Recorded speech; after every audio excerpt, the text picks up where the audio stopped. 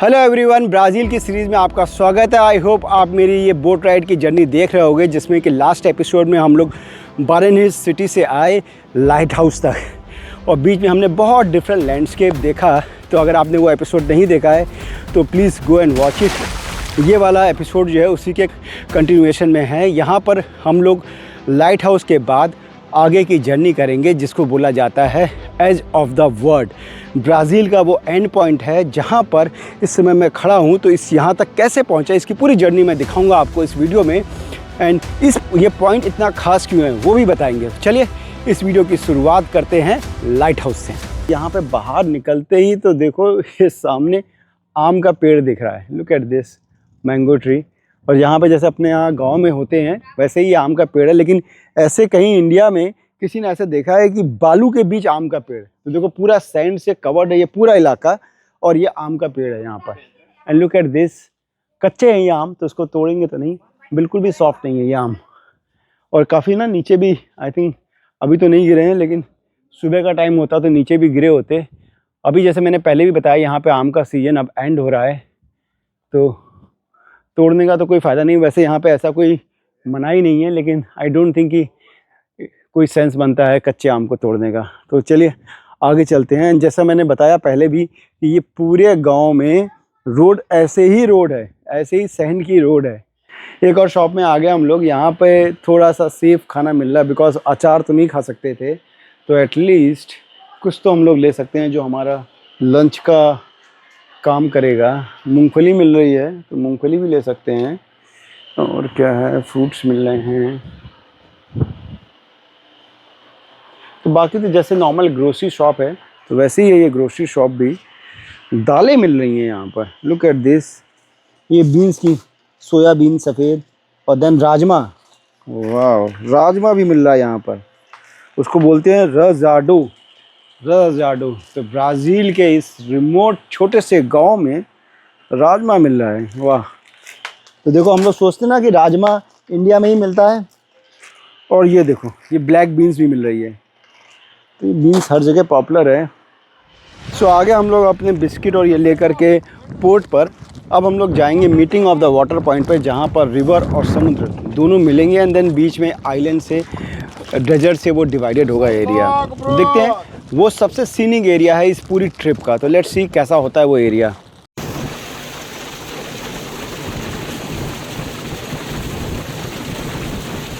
सो हम लोग आ गए हैं काबूरे, जो कि पैच ऑफ लैंड है बिटवीन रिवर और समुद्र के बीच में। ये लैंड का हिस्सा है जहाँ पर पानी नहीं है और उसके ऊपर हम लोग वॉक कर सकते हैं। तो it is like a island, और आइलैंड के एक तरफ पे नदी है और दूसरी तरफ पे समुद्र है। तो चलिए देखते हैं कैसा होता है ये एरिया। सो हम लोग इस बोट ट्रिप के लास्ट पॉइंट पे आ गए हैं। इसको बोलते हैं काबूरू बीच।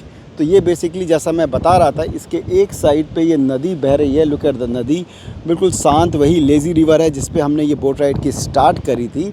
एंड दूसरी साइड पे पीछे वो समुद्र की आवाज़ आ रही होगी। इनफैक्ट वीडियो में काफ़ी ज़्यादा नॉइज़ भी आ रही होगी उस कारण से। पीछे ये अटलांटिक ओशन है। तो अभी तक जो हम लोग ने अमेज़न रेन फॉरेस्ट की सीरीज़ देखी, उस अमेज़न रेन फॉरेस्ट से जो पानी निकलता है या से वहाँ से जो जंगल शुरू होते हैं, उनका ये एंड पॉइंट है। यहाँ पर आकर के अमेज़न का रेन फॉरेस्ट ख़त्म हो जाता है। तो और वहाँ का जितना भी वाटर आता है रेन फॉरेस्ट से, वो सारा ये वाटर नदी के फॉर्म में आकर के अटलांटिक सिटी में मिल जाता है। और भी काफ़ी सारे पॉइंट हैं समुद्र में मिलने में, बट ये उनमें से एक पॉइंट है जहाँ पे अमेज़न का पानी समुद्र में मिलता है। एंड काफ़ी शांत है। इस साइड तो बिल्कुल पानी शांत है। एंड उसके कारण से क्या है कि यहाँ पर स्विमिंग करना या बीच पे, क्योंकि नॉर्मली बीच पे आते तो लहरें होती है तो एंजॉय नहीं कर पाते, बट यहाँ पे देखो तो एंजॉय कर सकते हैं। इनफैक्ट ये इतना स्टीप दिख रहा है, लेकिन सैंड बार के कारण से आप गिरोगे नहीं। लुक एट दिस, आप आराम से इसमें फंस जाओगे और गिरोगे नहीं। और ये नीचे जो लगून्स दिख रहे हैं, अभी लगून्स का हम लोग कल जाएंगे लगून्स के एरिए में, जहाँ पर इससे भी शानदार लगून दिखेंगे और वहाँ पर सैंड का कलर होगा वाइट। यहाँ पर सैंड का कलर येलो है बिकॉज नदी का पानी आकर के मिल रहा है। तो नदी में जो मड होता है, उस मड के कारण से ये पूरा जो सैंड है येलो कलर की है। तो हम लोग का फाइनल ड्रोन शॉट चल रहा है यहाँ पे, वो भी मैं आपको इस वीडियो में दिखाऊंगा इसके बाद। But in the mean time अगर मैं दिखाऊं तो अभी सनसेट हो गया है यहाँ पर, और इस समय यहाँ पे सारे ऑलमोस्ट सारे टूरिस्ट चले गए हैं। हम लोग भी जा रहे हैं। एंड लुक एट दिस, हमारी बोट खड़ी है और करीब यहाँ से अभी हमारी 45 मिनट की जर्नी होगी। बीच में काफ़ी सारे गांव आएंगे, तो ऐसा नहीं है कि काफ़ी लोनली इलाका है। यहाँ भी अगर मैं दिखाऊँ तो इधर हट्स बनी हुई हैं जहाँ पे ना फिशरमैन रहते हैं। तो चलिए ड्रोन शॉट देखते हैं जो मैंने अभी लिया है।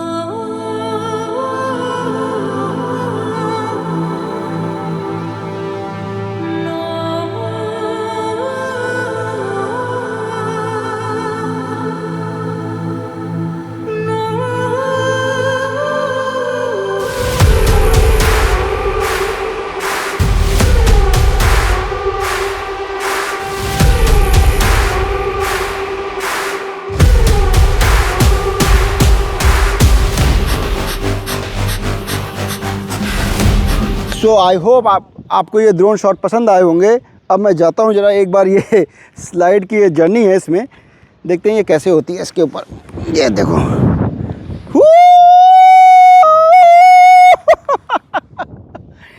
ये अच्छा जुगाड़ है, ये अपना देसी जुगाड़ जो है, ये देसी जुगाड़ मिल गया तो इसमें हम लोग ये स्लाइड कर सकते हैं। लुक एट दिस, एक बार और करते हैं तो ना मस्ती कर लेनी चाहिए भाई कभी कभी। तो ऊपर आजा ऊपर आना बहुत मुश्किल है जहाँ पे आखिर में स्टीप हो गया। ये देखो लुक एट दिस, तो बहुत ज़्यादा स्टीप हो गया। एक बार फिर से ट्राई करते हैं, यहाँ पे करते हैं। सो लेट्स गो, 3 गो।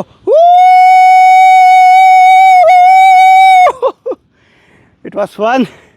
तो चलिए अब यहाँ से इसी के साथ वापस चलते हैं अपने सिटी की तरफ एंड वहाँ मिलते हैं सिटी जा कर के।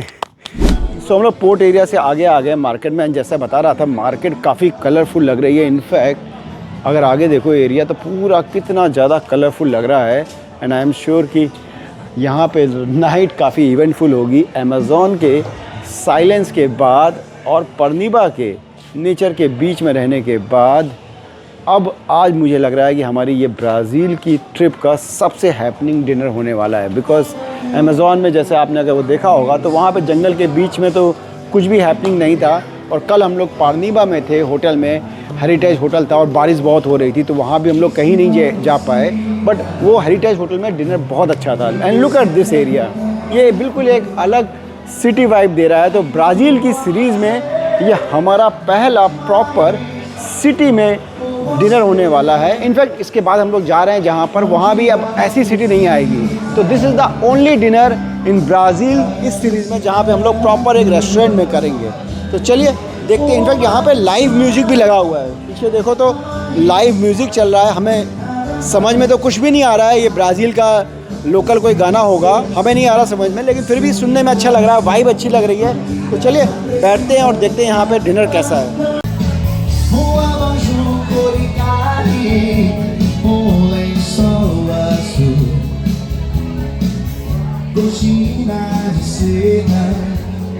थोड़ा सा मेरे को तेज़ आवाज़ में बात करना पड़ा है बिकॉज म्यूज़िक बहुत तेज़ है। तो हम लोग ने यहाँ पे इस शॉप का नाम है बर्गर, बट हमने सोचा कि यहाँ पर बर्गर तो हम लोग कहीं भी खा सकते हैं। लोकल फ़िश, यहाँ पे पोर्ट एरिया है ब्राज़ील का, तो यहाँ पे लोकल फ़िश खानी चाहिए। तो हमने देखो ये लोकल फ़िश ऑर्डर करी है। Look at this. तो देखते हैं लोकल फ़िश कैसी है विद लेमन। थोड़ा सा इसके ऊपर लेमन डालेंगे और विद राइस। मैं दिन में दिखा रहा था ना आपको कि बीन्स मिल रहे थे वहाँ मार्केट में, तो देखो ये राइस वही है बीन्स के साथ। तो देखते हैं कैसे हैं ये। इसके साथ में हम लोगों ने पिज़्ज़ा भी ऑर्डर किया है, तो पिज़्ज़ा भी देखेंगे कैसा है। लेकिन ये देखो तो ये टैपियोका का पाउडर, मैंने इसका ना एक डिटेल वीडियो बनाया था अमेज़ॉन में, जहाँ पे उन्होंने बताया था कि ये टैपियोका का पाउडर कैसे बनाते हैं। इसके अंदर साइनाइड पॉइजन होता है, तो वो पॉइजन को पहले निकालते हैं, एक्सट्रैक्ट करते हैं, उसके बाद ये पाउडर बनाते हैं। तो बहुत इंटरेस्टिंग वीडियो था। बट फिलहाल हम लोग ये पाउडर डालते हैं। यहाँ लोकल लोग जो है ये पाउडर डालते हैं हर खाने में। अगर मैं ये दिखाऊं, फिश देखो,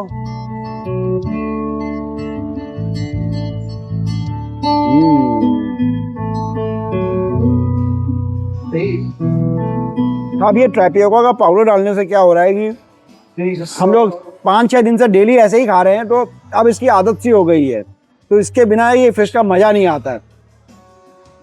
ये जो है फिश में क्रंचीनेस ऐड कर रहा है। अगर इसके बिना फिश खाए ना तो बिल्कुल जैसे प्लेन फिश है वो लगेगी। और अगर मैं फ़िश की बात करूँ तो फ़िश काफ़ी सॉफ्ट है, और बिकॉज सॉफ्ट इसलिए भी होगी कि ये फ्रोजन नहीं है, फ्रेश लेकर के आते हैं ये लोग, सामने ही रिवर है, तो दिस इज़ वेरी गुड। और अगर मैं चावल की बात करूँ,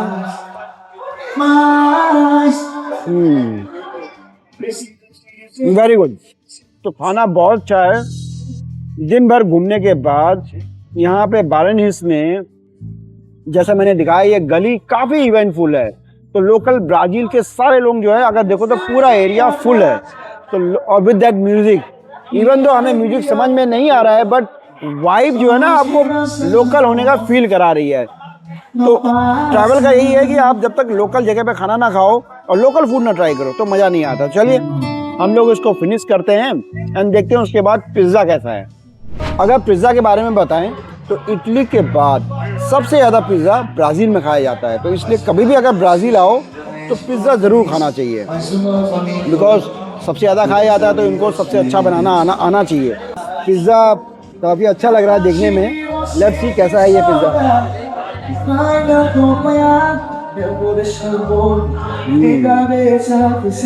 दिस इज़ वेरी गुड। इसमें इन्होंने क्या किया है कि चीज़ को ग्रेट करके डाला है और उसको पूरी तरीके से मेल्ट नहीं किया है, तो चीज़ का ना फील अच्छा आ रहा है और काफ़ी लाइट लग रहा है। मेरे ख्याल से अगर चीज़ मेल्ट हो जाती तो शायद बहुत हैवी लगता। तो चलिए हम लोग अपना डिनर ख़त्म करते हैं एंड देन उसके बाद मिलते हैं। सो एक अच्छे डिनर के बाद आइसक्रीम तो खाना बनता है, तो हम लोग यहाँ पे अभी आए हैं ये आइसक्रीम शॉप में, पीछे देखो। तो चलते हैं वहाँ पे एंड देखते हैं यहाँ पर आइसक्रीम में क्या फ्लेवर है। एक्चुअली में अगर देखो तो इनके पास आइसक्रीम के ना बहुत सारे फ्लेवर हैं। यहाँ पे अगर मैं दिखाऊँ तो look at this, they are multiple. असाई के तो कितने 4-5 तो असाई के ही वैरायटी हैं। तो मैं पहले लेता हूँ एंड देन आपको दिखाता हूँ कि मैंने क्या क्या लिया है यहाँ से। सो हमने ना सारे आइसक्रीम के फ्लेवर ले लिए एंड लुक एट दिस, के ऊपर टॉपिंग्स भी डाली हैं, बट मैं आपको ना एक्चुअल फ्लेवर बताता हूँ बिकॉज इतनी सारी आइसक्रीम देख करके रुका नहीं जा रहा है, तो फटाफट खाने का मन कर रहा है। बट वीडियो के लिए थोड़ा तो आपको फ्लेवर टेस्ट करके बताना ही पड़ेगा। ये येलो वाली जो है ये है बनाना आइसक्रीम, और इसमें एक्चुअल में ऐसा लग रहा है कि बनाना खा रहे हैं। तो बहुत अच्छा है, ऐसा लग रहा है कि फ्रोजन बनाना है। एंड ये नीचे वाली देखें तो दिस इज ऑल्सो गुड। ये इसके बाद हमने ना एक स्ट्रॉबेरी की भी ली थी। इनफैक्ट ब्राज़ील क्या है कि ये पूरा ट्रॉपिकल है, यहाँ पे गर्मी भी होती है काफ़ी ज़्यादा। जो भी समुद्र के किनारे होते हैं ना वहाँ पे ह्यूमिडिटी बहुत ज़्यादा होती है, और ह्यूमिडिटी होने के कारण से ये आइसक्रीम और ये सारी चीज़ें बहुत अच्छी मिलती हैं।